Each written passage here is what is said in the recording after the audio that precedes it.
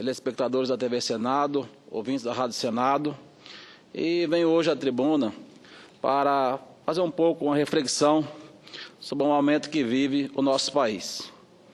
É certo que a crise que atravessamos possui pontos mais negativos do que positivos. O Produto Interno Bruto retrocedeu há 5 anos. A taxa de investimentos é a menor em 21 anos. A produção caiu 0,3% nesse período. O consumo das famílias, o principal estimulador do crescimento, recuou 1,7% e a taxa de investimentos 2,7%. Mas em meio a tanta queda, há também escondidos pontos positivos, do qual devemos nos focar.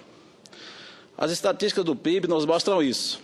A queda trimestral de 0,3% em relação ao trimestre anterior não foi tão ruim quanto esperávamos. A previsão era que tivesse um retrocesso de 1%. Em maio, os índices de confiança da indústria e do comércio e dos consumidores melhoraram. Depois de 3 anos, o comércio voltou a apresentar resultado positivo em abril. Segundo o Instituto Brasileiro de Geografia e Estatística, o IBGE, as vendas do varejo cresceram 0,5% na comparação entre o mês passado e março. Com esse desempenho, os comerciantes registraram alta no faturamento, que cresceu 1,2% no mês de abril.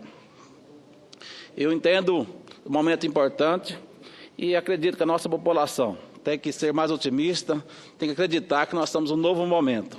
Estamos em fase de grandes mudanças governamentais. A política está sendo reestruturada, não só a política interna, mas também a política externa. Os cidadãos precisam retomar sua confiança no nosso país para que possamos realmente voltar a crescer, voltar a desenvolver. A recessão brasileira ainda é profunda, mas começa a perder força e isso precisa ser destacado. Algumas atitudes, eu entendo, que devam ser tomadas no âmbito dos poderes para que a retomada do país seja alavancada. Alguns desses itens, eu entendo e quero justificar, é buscar a facilitação e a renegociação da dívida das pessoas físicas e jurídicas, usando os depósitos compulsórios. Ontem nós vimos o governo do presidente Michel Temer anunciando, junto com os governadores, uma carência para os governadores, a renegociação das dívidas estaduais, que eu acredito que seja de fundamental importância. Eu também entendo que ela deva ser estendida aos municípios brasileiros também, porque os mesmos fazem parte, são entes federados, né? Mas não podemos esquecer das pessoas físicas, das pessoas jurídicas. Quantas empresas existem hoje endividadas no nosso país, com débito com a Receita Federal, com o INSS, com o FGTS, e que precisam de um socorro nesse momento, de um refis, para que refinanciar essas dívidas com prazo aí de 180 meses, com desconto de multas, desconto de juros, para que eles possam voltar a se inserir novamente no mercado, participar ativamente. Manter a política cambial favorável às exportações é de fundamental importância. O superávit comercial de 20 bilhões só esse ano. Incentivar a construção civil, que é um setor que dá uma resposta muito rápida. Eu acredito que o governo deve voltar a incentivar a construção civil. Avançar nos programas de concessões públicas que vão gerar novos negócios e emprego para o nosso Brasil.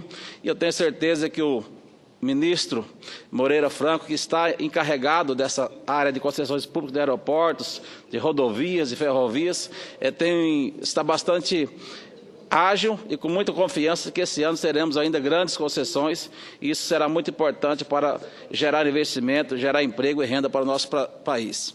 Essa semana nós devemos votar aqui a questão do novo Supersimples, o sistema tributário simplificado para micro e pequenas empresas. Creio que representa uma medida concreta para a retomada do desenvolvimento do nosso país.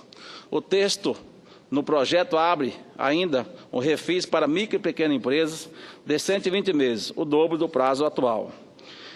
Em 2015, 150 mil empresas foram excluídas do Supersimples por dívidas trabalhistas. Por isso que eu defendo o refis para que essas empresas possam realmente voltar a se inserir no mercado. Ainda entre esses pontos, senhor senador e senhor presidente, acredito que a reforma trabalhista, alguns pontos são essenciais, os acordos coletivos entre patrões e empregados, alguns pontos da reforma trabalhista que hoje colocam o patrão já como inimigo instantâneo de seus funcionários, e uma reforma para fazer com que nós possamos gerar emprego e renda aqui. Fico triste de ver empresas brasileiras se instalando no Paraguai, se instalando na China, e isso, em vez da gente gerar emprego e renda no nosso país, nós estamos perdendo emprego e renda devido à nossa incapacidade gerencial, devido à alta carga tributária, como também as questões trabalhistas que colocam a atividade hoje de gerador de emprego e de empregador como uma atividade de alto risco. Falando ainda sobre o Super Simples, outras novidades que contam no projeto são o aumento do teto da receita anual das micros e pequenas empresas para adesão ao Super Simples, de 3,6 milhões para 4,8 milhões. E o limite de faturamento dos microempreendedores individuais, que salta de 60 mil para 72 mil. O Super Simples é uma medida instantânea, porque o refis já passa a valer nesse ano, assim que aprovado. E para que o segmento apresente outras vantagens, além de ampliar o prazo de parcelamento dos débitos de 60 para 120 meses, terá redução de multas e juros de pelo menos 90% para microempreendedores individuais e pelo menos 50% para micro e pequenas empresas. Isto é bastante significativo. Não precisa esperar nada, nem as reformas, nem a votação do impeachment, nem mesmo a redução dos juros, embora isso pudesse ajudar muito. Nós temos que ser proativos, aproveitar o bom momento em que o governo federal tem uma base parlamentar sólida para fazer as reformas e fazer a aprovação daquilo que realmente interessa ao país, que, ao meu ver, é uma reforma tributária, uma reforma do sistema trabalhista, a questão das concessões de portos, aeroportos, rodovias, um pacto pela saúde do nosso Brasil. Nós não podemos continuar da forma que estamos, rediscutir o pacto federativo. Acredito que esse momento é muito importante para que possamos amadurecer e pensar no Brasil como um todo. A crise nos obriga a fazer realmente uma reflexão, e ainda que haja consequências graves, podemos dizer que ela antecipe alguns anos, e de uma forma favorável, ajustes que teremos que fazer no futuro próximo, com custos muito mais elevados. As chaves que efetivamente abrem o caminho do crescimento são a confiança, o otimismo e o desejo da sociedade. Ela precisa ser estimulada a querer e a buscar isso continuamente. Muito obrigado, senhor presidente. Era isso que eu tinha a dizer.